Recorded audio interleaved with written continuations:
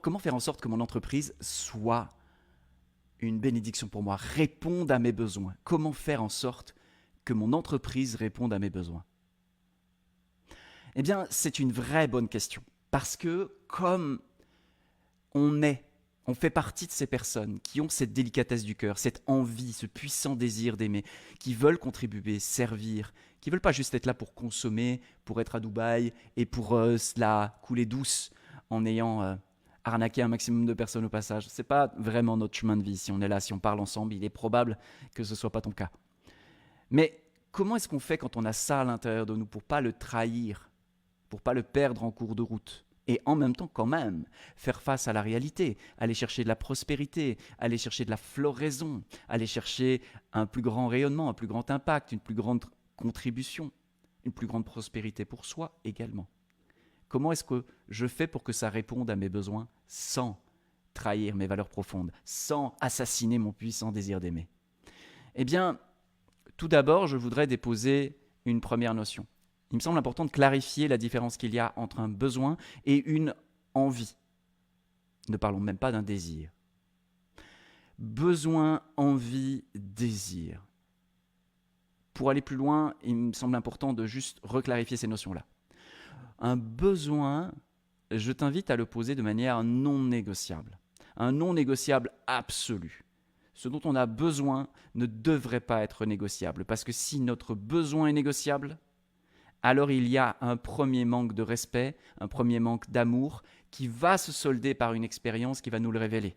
Si mon besoin est négociable, l'autre le négociera. Mes clients vont le négocier, mes partenaires vont le négocier, le marché va le négocier, le monde va le négocier. Il y a différents niveaux d'accès à ces besoins, mais le besoin, nous devrions en prendre soin d'une manière qui est ferme, qui est solide, qui est forte.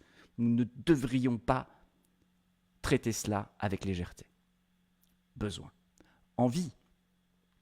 Une envie, pour moi, c'est quelque chose qui nous met en vie. Et je crois que la bonne posture, c'est d'avoir de l'amour profond pour ces envies, se lier à elles, faire en sorte de les arroser comme une plante que l'on aime pour qu'elles fleurissent, pour que ces envies aient une chance de se manifester, de se réaliser, de se vivre. Les aimer, des envies, ce qui nous met en vie. Et puis il y a les désirs.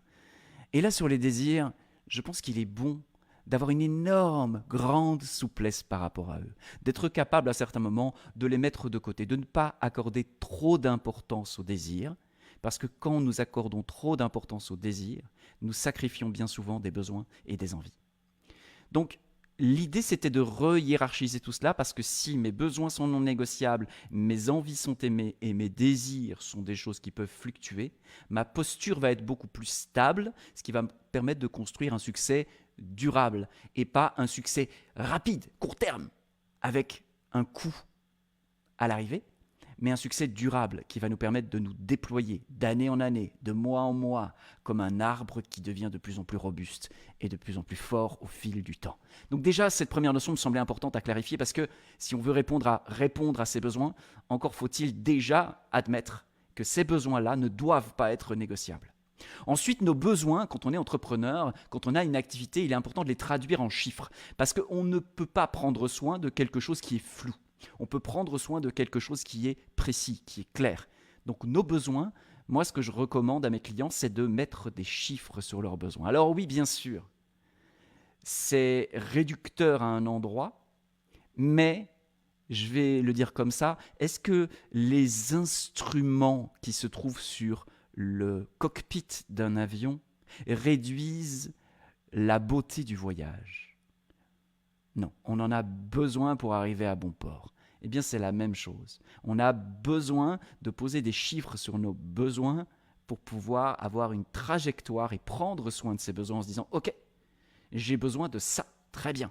Maintenant, tu peux te mettre en route pour l'obtenir, pour le négocier, pour commencer à bouger dans le monde avec la reconnaissance et la clarification sur le besoin. Et ensuite, la troisième étape pour prendre soin de ces besoins, pour s'assurer que notre entreprise prenne soin de ses besoins, c'est d'utiliser un outil très simple que m'a transmis Martin Latulippe quand je faisais partie de son cercle Mastermind, qui est le BMW.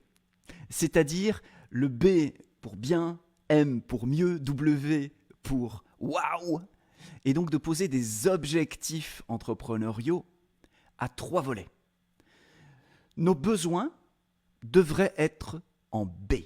Ce dont j'ai besoin, c'est mon objectif minimum. Mais peut-être qu'il y a mieux qui m'attend. Alors je peux mettre mes envies en deuxième objectif. Et peut-être aussi qu'il peut y avoir le coup de, je ne sais pas, le feu d'artifice, auquel cas je peux mettre un troisième objectif en waouh. Bien honore mes besoins, mieux accompagne mes envies, waouh satisfait mes désirs. Et je suis ouvert aux trois. À partir de ce moment-là, j'ai de la clarté sur ma destination. À partir du moment où j'ai de la clarté sur ma destination, je peux commencer à établir une réflexion stratégique, une stratégie, et puis un plan d'action. Et ça, c'est ce qui va faire que mon énergie, mon temps va être pleinement honoré, va être bien posé, et je vais pouvoir aller d'accomplissement en accomplissement. D'accomplissement en accomplissement, avec au point de départ de mon entreprise, de la clarté et du non négociable sur les besoins. Ça, quand une entreprise est structurellement pensée et construite, et vous pouvez le faire, à partir de quelque chose de clair, on commence à s'ouvrir des horizons assez magiques, avec des résultats qu'on pensait peut-être même pas possibles il y a quelques semaines, quelques mois ou quelques années.